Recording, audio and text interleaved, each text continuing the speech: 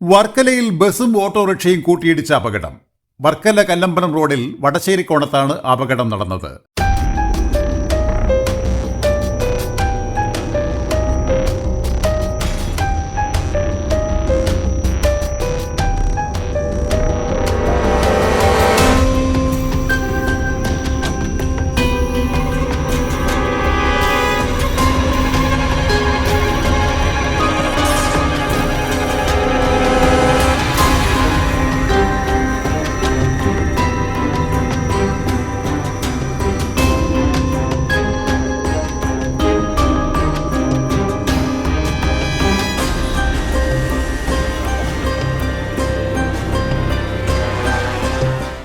Scooter യാത്രക്കാരനെ രക്ഷപ്പെടുത്താൻ ശ്രമിക്കുന്നതിനിടെയാണ് autorickshaw അപകടത്തിൽപ്പെട്ടത്.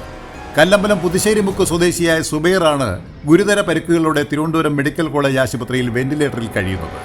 സുബൈറിന്റെ നില അതീവ ഗുരുതരമായി തുടരുകയാണ്. കല്ലമ്പലം സ്റ്റാൻഡിൽ ഓടുന്ന ഓട്ടോറിക്ഷയാണ് സുബൈറിന്റേത്. സംഭവത്തിൽ കല്ലമ്പലം പോലീസ് കേസെടുത്തു. Beacon news, Varkala.